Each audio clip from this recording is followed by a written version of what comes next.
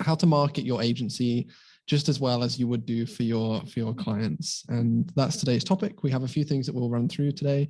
Maybe just to get everybody warmed up. I can see that there are only a few people showing right now, so it seems like it's going to be a fairly small group today, which is actually good for all of you who are attending. It means that we can have some one-to-one time kind of together if you are interested in doing so. When it's a smaller group like this, it means that I can be a lot more responsive to any questions as they come up or anything else like that as we're running throughout the session. So I want to encourage all of you who are here with us live right now to make sure you don't hold back. If you have questions, things that you would like to talk about related to the subject of how to market your agency better, go ahead and type them in the Zoom chat box. I have it on my other screen just over here on my right hand side, so I'll be able to see everything that comes through. And if you're watching this replay of this session, then hopefully we will see you next time on the next live session that we do together. Okay, so let's get started. Today, as I said, we're going to be talking about how to market your agency just as well as you would do for your clients. And so we'll be covering 2 or 3 like core areas on today's session, some common agency marketing challenges that I think a lot of us either are facing right now or have faced previously. We'll then talk about some specific ideas around how to market and promote your agency better. And then we will talk about some ways that you can add potential alternative revenue streams to your agency.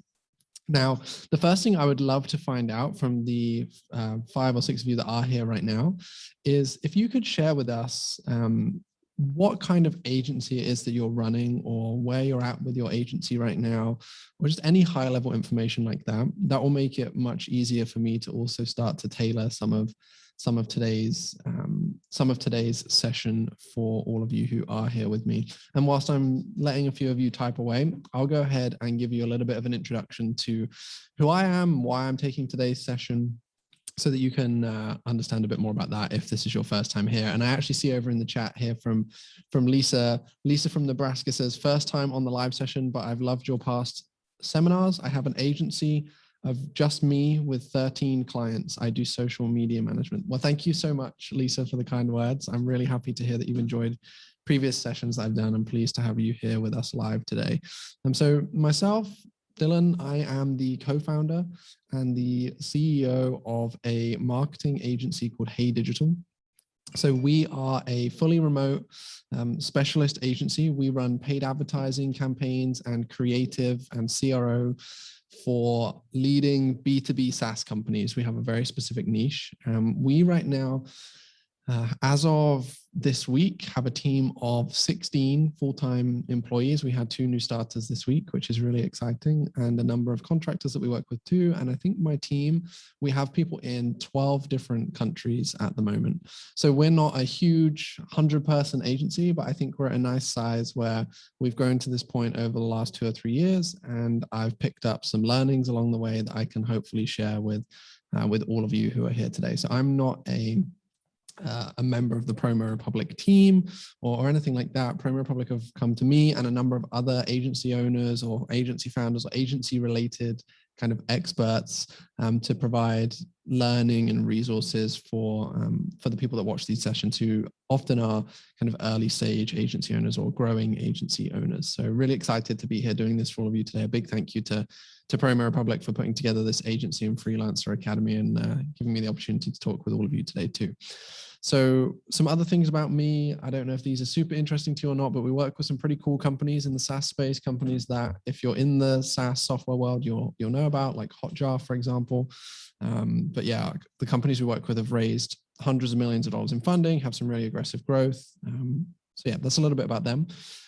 I also run a podcast called the Sas Marketing Show. Now, full transparency, and we're going to talk about this a little bit later on. I haven't been keeping up with that too recently, but this podcast itself is the #1 SaaS marketing podcast in the world, or at least up there, and has generated like, I think now 50,000 downloads over the last 12 months or something similar to that. Yeah, and if any of you want to connect with me directly, I would love and encourage you to do so, go ahead and check out my LinkedIn. You'll be able to find me there. That's probably the easiest way to get hold of me. You can just go to my LinkedIn. I'll actually just grab it here for all of you and then put it in the Zoom chat if anyone wants to come and say hello. But yeah, you'll see me here on LinkedIn. Okay, so that's enough about me. Let's get into today's session, because I think that's the most important thing, what you're all here for, not to learn about me. Thank you to Meredith, who says, I'm located in Colorado. I run a digital marketing and web design agency, and I'm excited to join today's session. Great to have you here. Meredith, anyone else that is joining now or has joined in the last few minutes, it'd be great to hear who you are, where you're from, what your agency does in the chat section as well.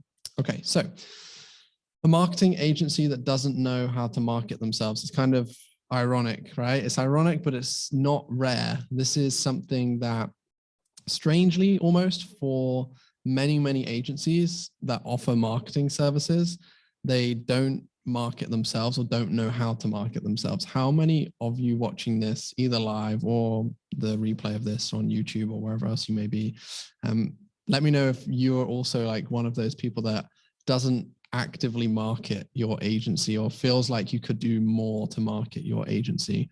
And I'll be honest with you, I'm also one of those people. Like, I have so many ideas for ways that we could market HeyDigital more and better, but right now don't have the resources to deliver on those ideas that we have.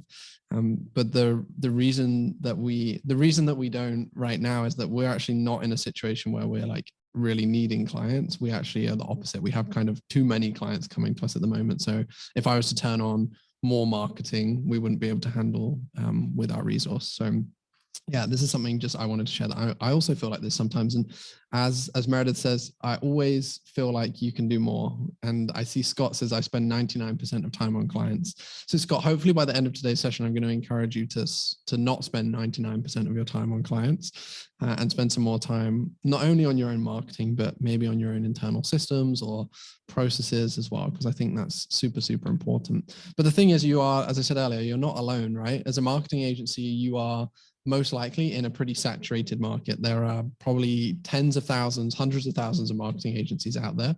So it's very, very important to stand out. But there are thousands of people asking the same question every single month. How do I market my marketing agency? I did a quick Google search earlier, and I think there are over 2 billion results for how to market your marketing agency. And then if you go and look on like Quora or Twitter or some of these other Q&A channels, you'll see thousands and thousands of people asking the same or very, very similar questions about how to market your agency. So as I said earlier, this isn't an unusual problem that people are facing as agencies, although it does seem kind of counterintuitive, right? And I've seen this is the cycle that most people fall into. I tried to find nice like curled arrows, but I couldn't find them, but you get the idea here, I hope. So the typical cycle that I see for early stage agencies, and this is maybe slightly different now for my agency where we're at, and I can share that too. But typically I see this when you first get started. The most important thing on your mind or on most people's minds when starting the agency is we need to do whatever we can to close our first client, to do the sales, right? They're chasing the sales, whether it's the first client, the first 2 clients, 3, 4, 5. So they spend all of their time and effort chasing the first couple of clients. Then the effort switches to, okay, how do we onboard these clients in the smoothest way possible? I've also done previous webinars about client experience and client onboarding and how you can improve and systemize your onboarding flows. So if this is your first time on one of these sessions, I really would recommend checking out previous recordings after today's session, and I'll share links for that a little bit later on too. But typically after the client closes, the next step is how can we onboard them the best possible, the fastest possible. And I've noticed that agency owners' attention doesn't spread across multiple areas. It tends to just go all or nothing on one. So when you start onboarding the client, you most likely stop the sales work or the chasing of sales. Then the onboarding happens. Then you need to, if you're like, I think it was it Meredith or was it Lisa? It was Lisa that said earlier on, she is the only person in her agency working with 13 clients. So for her, you're maybe not focusing on expanding your team, but often once the clients are on board, I then see agency owners looking for either a contractor to deliver the service or new members to add to their team to help with delivery. They need to, before they even get to the delivery, they need to find the people to do the delivery, right? And then once that happens, it then comes to delivering the service. And then you'll be running with the new client for a few weeks, couple months, etc. Things will get comfortable, things will continue moving, and you have the delivery sorted there. And then you go back to sales because you've realized, oh, I've spent all of our time onboarding, expanding the team, delivering the service. Maybe one of the clients might leave, or you want to expand your business more, right? And then you think, oh, shoot, I need to close some more deals and go back to the sales cycle. And so this is what I see like probably 80, 90% of the time with new agencies. Now, for me at HeyDigital, what we're facing right now isn't necessarily this issue. We're actually in a very fortunate position where, because of the brand that we have started to build over the last couple of years and the great work that we've done, we have a lot of potential new clients coming to us every single month. And at the moment, we're actually, I'm not going to say not able to, because that's not accurate. We are onboarding new clients, but very gradually, because we need to solve the resource and I just touched my screen with my hand, like you could all see that. That's funny. We need to solve the resource issue, expanding our team faster, whilst also improving our systems internally, because I truly believe as an agency, that's how things begin to operate in the most efficient ways, when you have great systems built out for everybody to work on and follow. And so that's where we're actually at the moment. We're not necessarily in this cycle like this, but our cycle is, okay, we onboard new clients and then we need to hire more people, and we're trying to do both at the same time. And so sometimes that causes some friction points or some blockage that can lead to other issues or other challenges, right? So yeah, I'm also a little bit guilty of this cycle at the moment, but I also know at the same time, if I was to spend more of myself or my team's time on our own sales or marketing, we actually wouldn't be able to deliver on all of those leads at the moment. So then it becomes a wasted effort.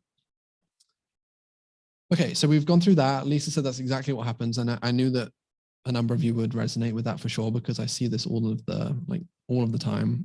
So we've identified, or I hope we've identified, the problem or the cycle.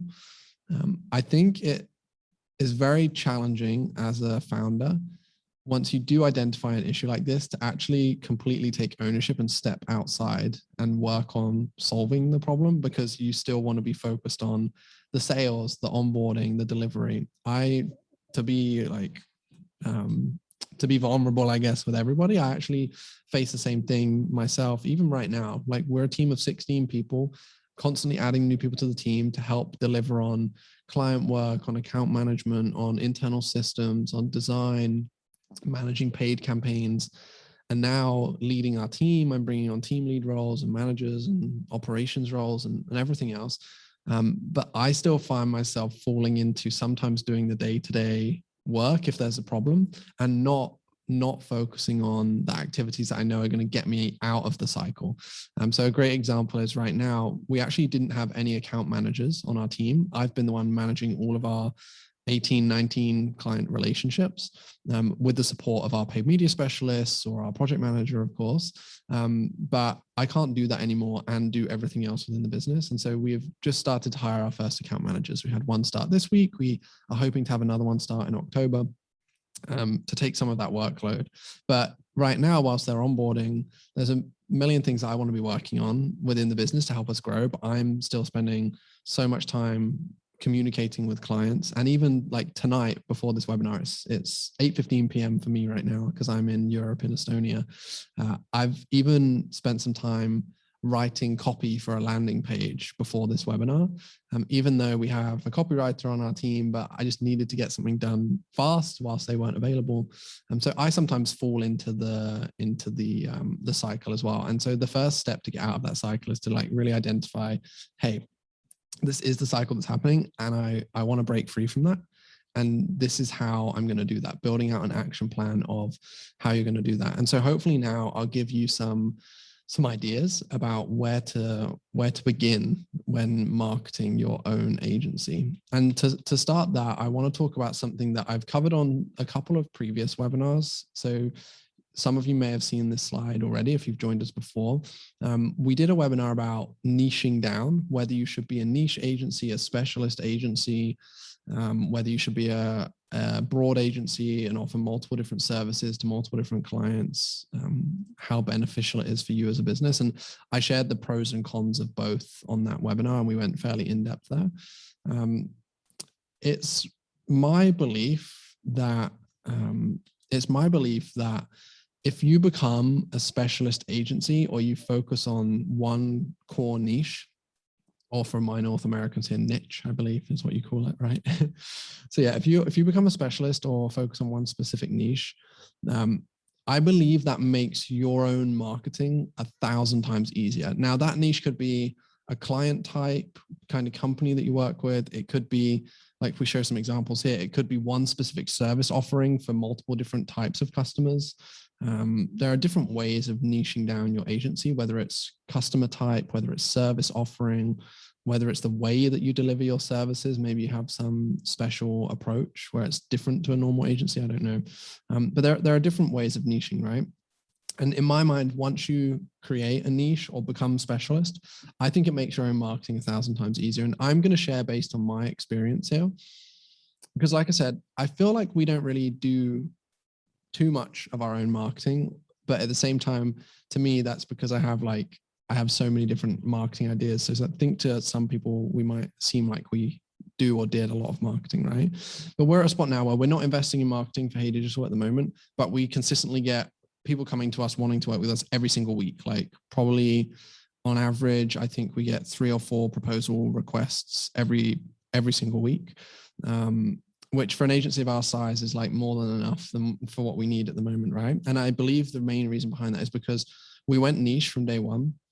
So our messaging is super, super clear, which is when your messaging and your target customer is extremely clear, in my mind, it makes it so much easier to show the value that you bring, or you know exactly who you want to be showing your messaging to. You understand them very well. Any marketing that you do can be centered around like 1 or 2 messages, and it's so much simpler. So we went niche from day one, and we focused on SaaS and B2B tech companies with paid ads and CRO, like you see here. If you want to check out our website, we're going to be revamping it in the next quarter. So don't judge too much because we've had this website for a while now, but you can just go to heydigital.co and you will see this here to share some examples of how having this defined messaging can help.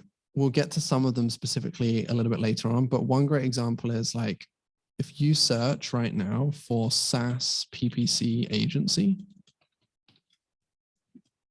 we rank, like you see there's some ads, but then we rank number 1 where I'm based, or number 2 in the US at the moment, I believe. And it will take you through to a page that's like looking for a SaaS PPC agency. Like our messaging is so dialed in for what people are searching for, and we know the common problems that they face and everything else like that here. Although we are going to be updating this, like I said, a little bit earlier on, but we focused on this very specific market, and that helps us with our messaging. And when this then comes to marketing, how this helps is we literally decided, like maybe a year after we launched, to just choose like literally one marketing channel. Okay, what's one thing that we can do that we believe in that is marketing and is going to help us attract new clients? And for us, that was a podcast. So if you've been on my previous webinars, you've probably heard me mention a podcast about 1 million times and how I think it's such a great client acquisition channel for service-based businesses. I'm not the only person that says this or does this either, by the way, but we chose to launch a podcast. So we launched the Sas Marketing Show, and we interview our target customer. So we interview the CMOs or the leading marketers at the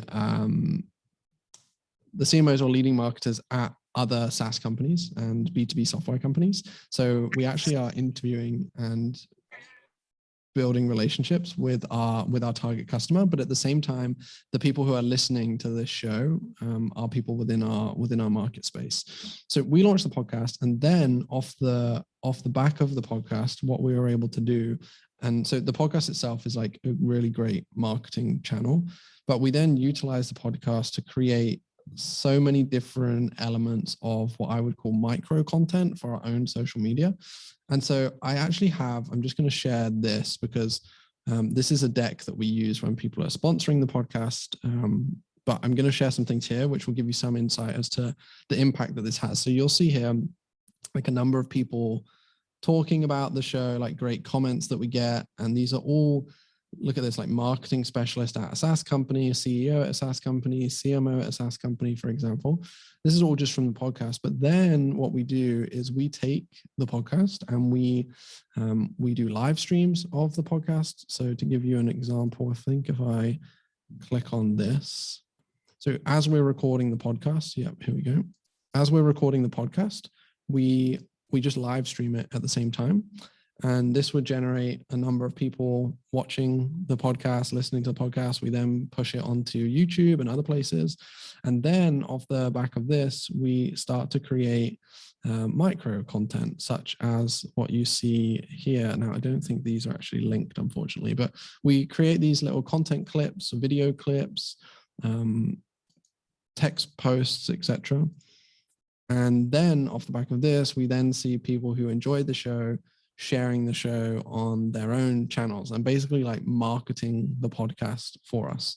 And so we're not the only company that does this, but I wanted to share with all of you a practical example. And you'll see here that when we are doing this and posting very actively, we drive some really great metrics on people viewing our LinkedIn profile, our company pages, and everything else like that. And so I wanted to share this because that's literally as an agency, as HeyDigital, that is the only marketing that we have done, is we just do one big thing, and it's not even challenging. It's like we record one episode a week. And actually, like I said earlier on, we haven't released one of these episodes for maybe even 4 months now because we've been so stacked with other things. But I think I've released like 40 or 50 episodes weekly since March.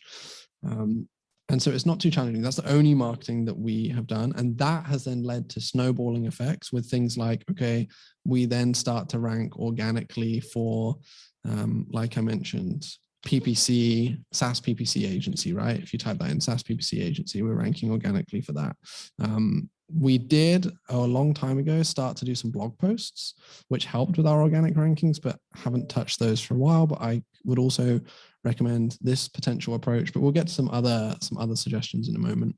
But yeah, I wanted to share the podcast thing, but then I wanted to say that not everyone has to start with their own podcast. I'm not going to say to you all today on this webinar, the only way to grow your agency is with a podcast, but I wanted to first of all give you one really deep practical tip about what we've done. And then I'm going to share some other things in a second because that's not everybody's style, right? But one thing I think you should keep in mind before we go into some other practical ways that you can market your agency is that I think it should always start with a system or a process in mind about, okay, if we're going to do this marketing activity, how can it be replicated? So for example, for HeyDigital, for the podcast, we have a whole system in our project management software about, okay, all I need to do is record the episode. And then we have people on our team and people that we outsource stuff to and all the steps to take that recording, to put it into the relevant places, to do the clips, to upload it to the podcast software, to upload it to YouTube, to create the micro content, like all of that kind of stuff we have a system for.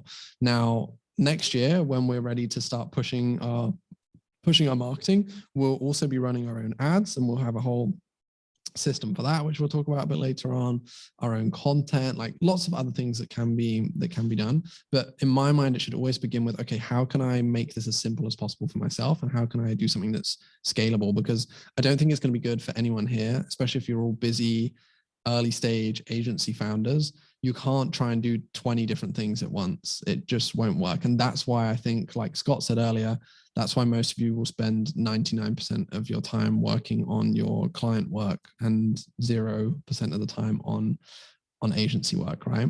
Is that making sense to everyone? I hope this is useful so far. I know that we haven't seen any comments too recently, but I hope this is helping. What we're going to do next. Okay, great. Thank you, Lisa. So what we're going to do now is run through some other ideas for promoting your agency, because I know that that's what some of you have come here for also, right? So I've just bullet pointed a few things out here, and I was going to talk in a bit more depth on them. Obviously, you'll be able to see them as I'm talking right now. But the first one is become your own client. Now, this is something that I think is overlooked. And this is what we're going to do when we run our own ads, is that I'm going to treat HeyDigital exactly the same as how we treat one of our clients. So I'll have members of my team, like HeyDigital will go through our own onboarding process. We'll do everything the way that we do it for a new client. So we'll do all of the research, the strategy, the planning, everything as though HeyDigital was a client of ours. And we'll treat it that way. We'll dedicate time and resource to it. And that, I believe, is the one way that as an agency, you can take your team's skill set to deliver on your own marketing. So whether you're a social media marketing agency, treat your own agency as though you're your own client, do your own content plan, your own scheduling, like all of these other things, become your own client. Ultimately, you run agencies, you're a marketer, or your team of marketers. That's what you do. So you have the skill set already in your team or yourself to market your agency. You just need to dedicate the resource and the time to it. So that's one thing. Now, the second thing that you can try, and I'm not saying you should do all of these, I'm just hoping to brainstorm with all of you. So if anyone has like questions on these specific ideas, please put them in the chat. Or if you want to share ideas for other people that are watching this either now or on the replay, go ahead and put those in the chat as well, because I think this could be a really great point of the session where we can talk and share some ideas. But the second one is running ads on high intent keywords. So this is what we'll be doing. Like I showed you, for example, SaaS PPC agency. We already rank organically for that, but look at the number of ads that show up, right? So I would want our agency to be showing up on Google Ads for something like this, or it could be SaaS landing page agency, right? Like you can see there's companies running ads here. We would want to do the exact same thing, even though we're coming up organically here. There are so many variants to this, like SaaS Facebook ads agency, like all these different types. You'll all have very similar terms as well that you can be doing this. So I would run Google Ads on a ton of high intent keywords. And I can see Meredith says we run ads for our website design side of the agency and it works really well for us. Exactly. Because with Google Ads, it's very high intent, right? If someone's searching for SaaS Facebook ads agency, you know that they're looking for a SaaS Facebook ads agency. And given how valuable our clients are, like our clients pay us anywhere between 4,500 to 15,000 euros a month. And so I can afford to pay quite a lot to get someone to click on this ad or to book a call with us. And so that's one of the benefits of having an agency as well, where it's high value service, hopefully.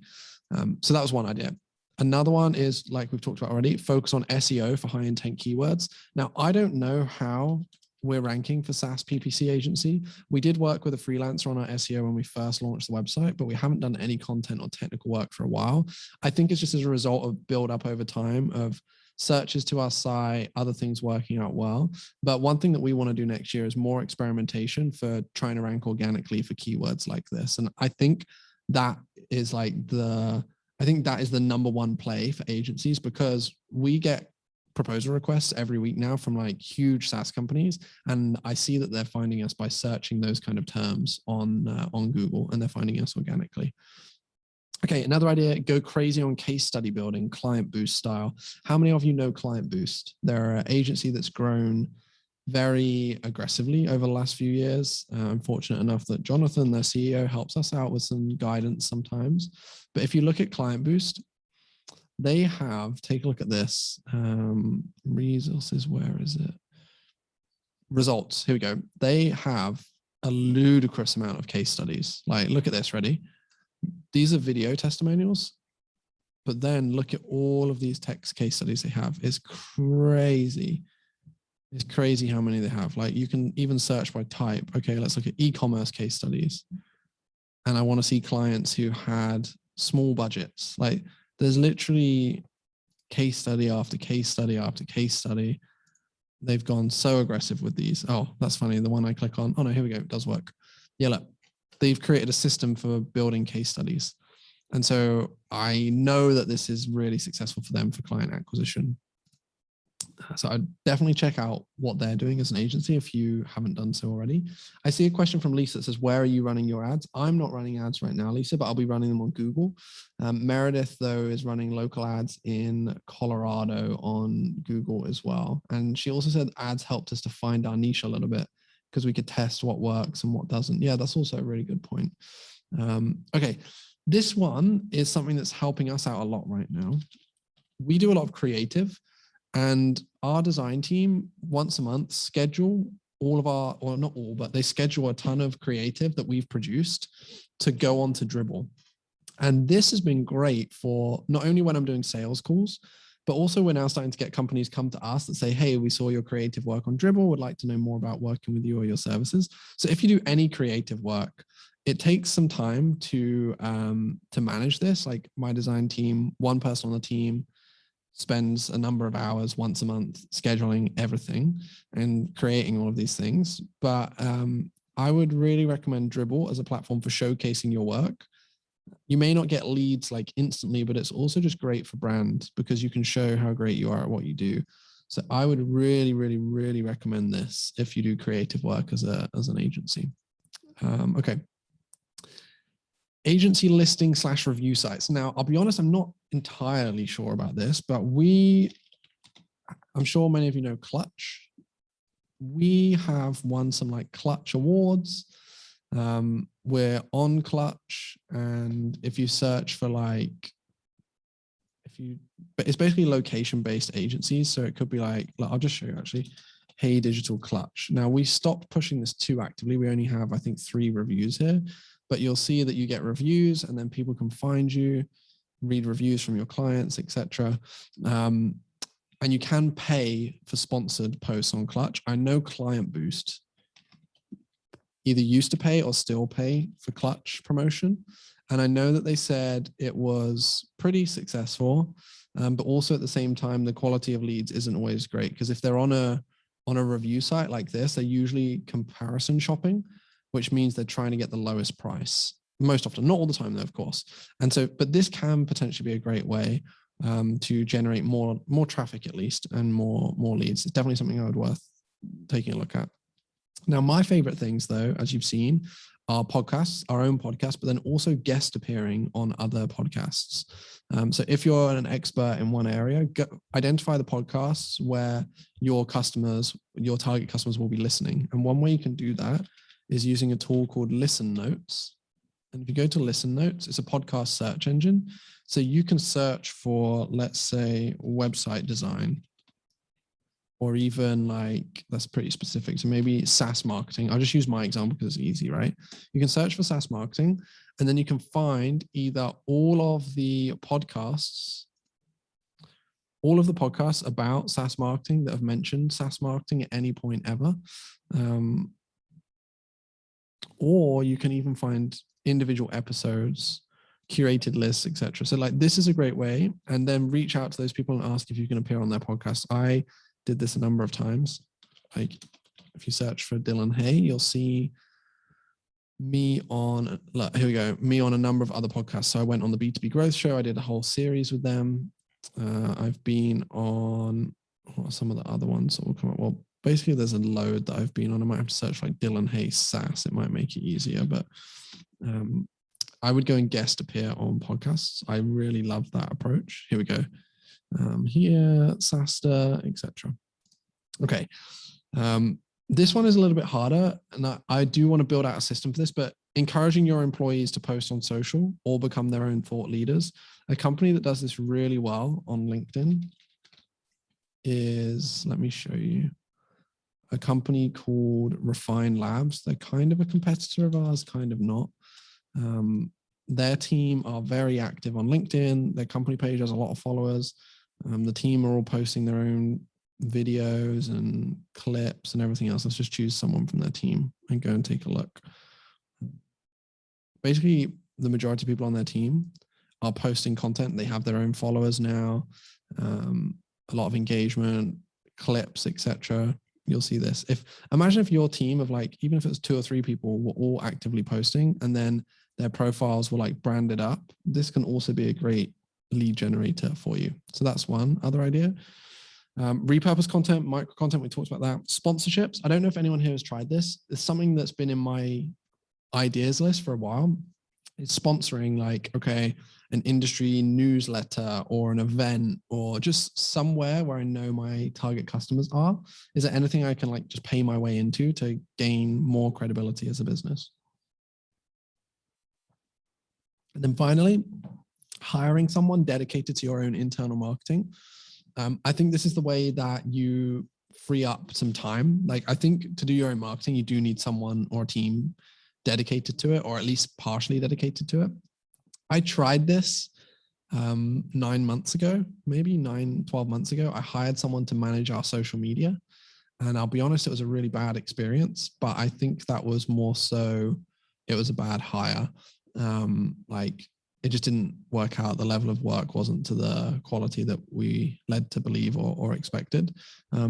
But I see as we grow, I would like to hire like whether there'll be a marketing manager, something like that. We'd hire someone dedicated to our own marketing. Now, I know if you're at a super early stage, you probably don't have the resource available to you to do that right now financially. But you can maybe look at freelancers or contractors. If, let's say, you came up with a social media strategy, but you didn't want to do all of the posts or you didn't want to schedule everything, you could hire someone to do that for you. But as I said earlier, the key in my mind is focusing on only a couple of these things and doing them really well, rather than trying to do 20 different things at the same time. That's why we did the podcast and the micro content off of the back of the podcast, and that's it. That's all we did. Just because then you know that you can actually dedicate your time and quality and resource to something. So yeah, that would be one recommendation from me for sure. Okay, we have a few more things that we're going to run through, but before we do that, I just want to do 2 quick reminders, and also at the same time say to all of you that we probably will be finishing this session in the next like 7-8 minutes, something like that. So if you have questions that you want to ask me about growing your agency, marketing your agency, sales, delivery, operations, anything related to your agency, we're a small group right now. So I really, really would recommend you get those questions in, and I will hang around and jam with all of you and help out. But before we get to that point, I want to do 2 things. One is to remind you of the next upcoming webinar, which is actually in 5 days' time, as you see here. And it's about growing your agency, how the high performers do it differently to the rest. I'm putting the link right now into the Zoom chat. Here we go. Okay, so I would really recommend registering for that, and hopefully you can join it live, or if not, catch the replay. It should be delivered to you. So go ahead and register for that session. I would really encourage you to attend. That's not going to be with me. That is going to be with a different speaker, but I know it'll be a really great session. And then the second reminder that I want to share is, I'm not sure if all of you have heard of this just yet, but I believe it's every year, because I remember this happened a couple of years ago too. The Promo Republic team like to put together a great survey, which goes into like the state of digital marketing and digital marketing agencies. So this one is the state of the digital marketing agency industry in 2021. And I would really recommend that you take a look at, you take a look at this. I see that Natalia actually just posted this, but I think that you won't see this. So I'm going to reshare because this is just for panelists. But basically, the team at Promo Republic are starting to collate the information for the survey for the state of the digital marketing agencies in 2021, which will be an overview of like how agencies run their business. And we would love to invite you to be part of this research. All you need to do to participate in the survey is go ahead and use this type form, which I'm going to share. And once you complete that type form, it will have obviously the questions in it. And then once the survey has been completed and the analysis has been done and the report is put together, you'll be the first person to receive this report delivered to you so that you can take some insights from what other agencies are doing, what's going on in the space, different learnings, etc. And so the team would really love to encourage you to take part in this, as would I. So yeah, that's the other reminder. Now I have a few things about expanding revenue. Before we get to that, I did see a question from Lisa that says, what % of income do you suggest we put towards advertising? So honestly, Lisa, that's very hard for me to answer because it depends on so many things. It depends on like what your profit margins as an agency look like, how much money you have in the bank, how much runway you have, how much a client is worth to you, what the ad costs are, so many other things. For us, I actually right now don't have X% of revenue will go towards advertising. We'll actually approach it based on the research that my team will do around keyword volumes and costs and everything else. And we can be a bit more flexible because we've built up a really significant cash buffer in the agency. And so we have a lot of funds available to us to play with at the moment where we can run some significant experiments if needed. So I don't know about a suggested percentage, but maybe some other people on today's session might have some suggestions for you. But yeah, it depends on profit margins too. Because if your profit margin is like, I don't know, really narrow, if you're making like 10% profit or something, then obviously you're not going to be able to invest like 10% in ads because you'll be losing out money pretty quickly. So just depends on a number of things like that. Okay, but what about additional revenue streams? Because I know I said at the beginning we would talk about that, and we are a little bit short on time. We'll only have a few more minutes after this. So I'm going to just high level touch on some additional revenue stream opportunities, but I think the marketing related stuff would have been probably more valuable for all of you anyway. So I'm glad that we spent more time on that. As I said, if you do have questions, I would really encourage you to go ahead and get them in now. But additional revenue streams, before you even start thinking about those though, I think you need to have nailed one service or worked with a number of clients that shows that you have success, for example, and that you have a good baseline and foundation built before you start trying to add on tons of additional revenue streams. At HeyDigital, we literally just did paid ads for SaaS companies. Then we introduced the creative that goes alongside them.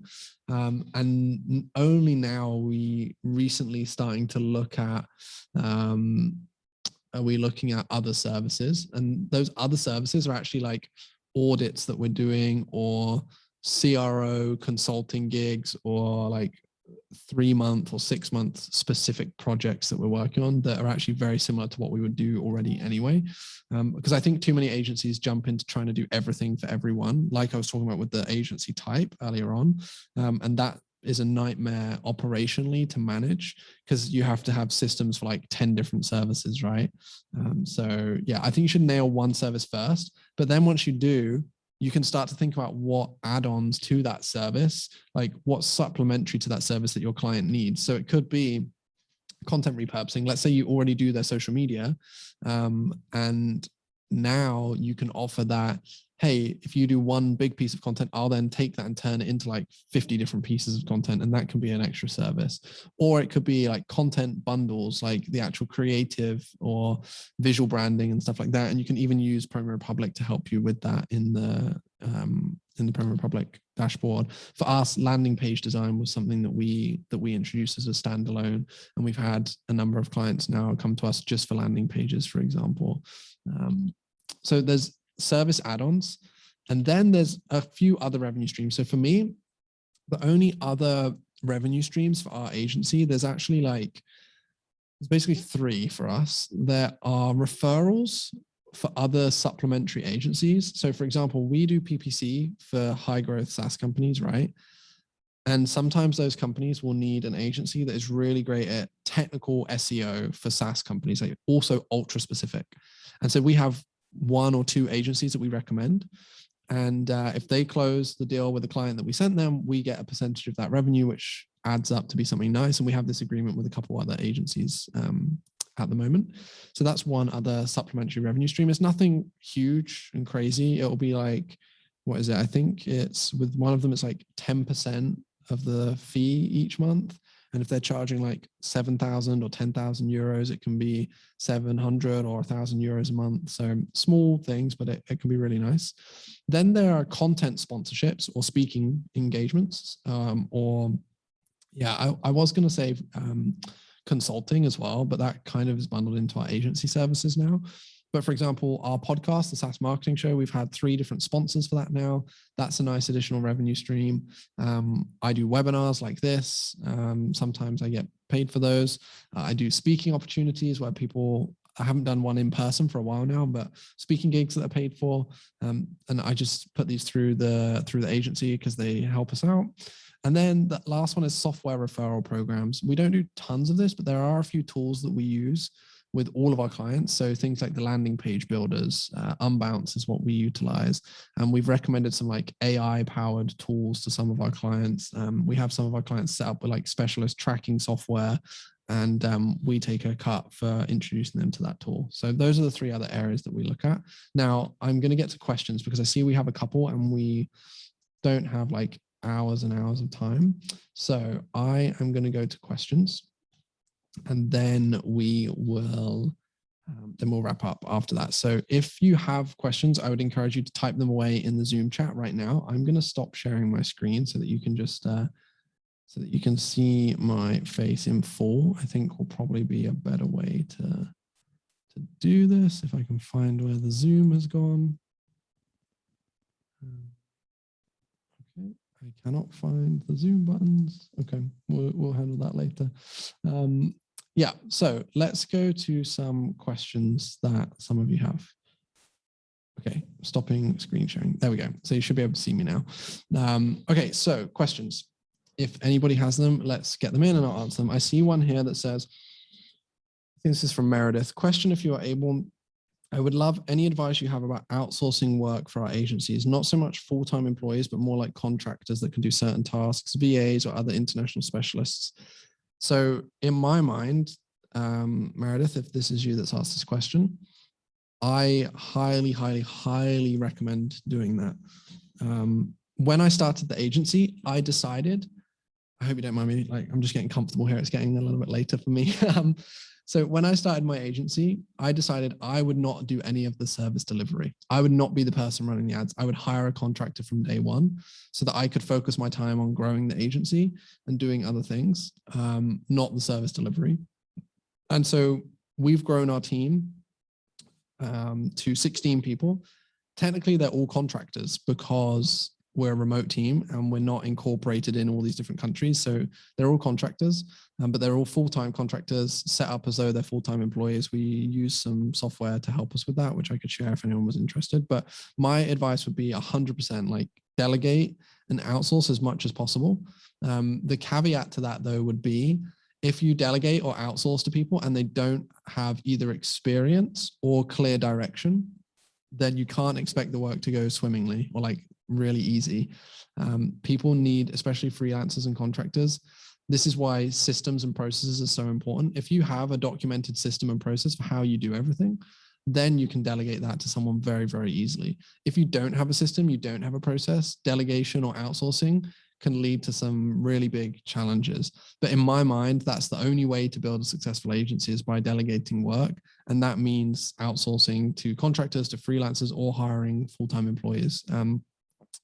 So yes, I don't want to say you can't grow if you do everything by yourself, but I don't know of any agency that's like turning over millions each year where it's a one-person show. I know that that's not everybody's goal either. So if you are happy like doing all of the work and generating a amount of revenue that you're comfortable with, and that's also completely fine. But I would say that even if it is just you right now, it might feel sad giving away some of your revenue to get someone else to manage things for you. But imagine what you could do if you didn't have to do any of the client work. Like you could either spend more time growing the agency or you could spend more time on things that you really love and enjoy. So that's the way that I think about things and the way that I look at things. I'm really a huge believer in delegation over everything. Like that's why I'm a bit frustrated at myself at the moment, the fact that I'm doing some hands-on work today and yesterday, because I hate knowing that I'm doing that because it means that we haven't delegated effectively.